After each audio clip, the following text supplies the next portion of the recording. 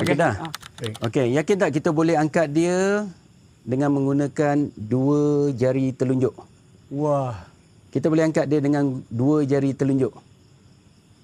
Yakin? Okey, kalau tak yakin, yakin atau tidak yakin kita buat dulu. Yeah. Okey. Niat kita nak angkat dia. Okey.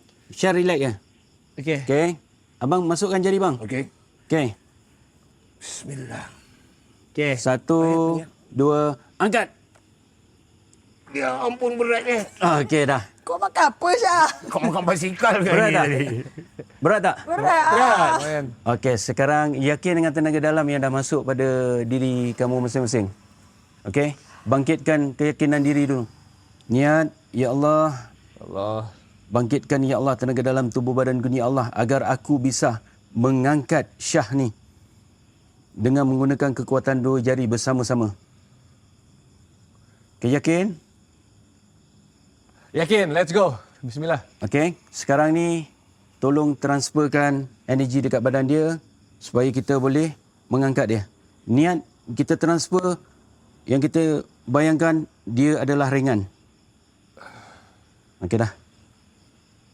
Silakan. Sorry, Brother Syah.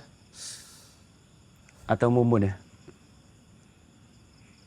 Okey. Syasha. Okey, abang.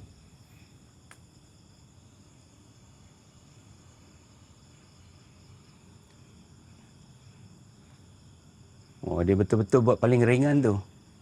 Sebab dia tua. Kalau Okey. berat nanti aku berpeluh tak. Okey, yakin, patah yakin. pinggang. Yakin, yakin. Let's Let's go, go. let's go. Ayo bang. Ringan. Ringan Ringan. Ringan ke? Ya. Ringan. 1, 2, angkat. Apa ini? What the fuck?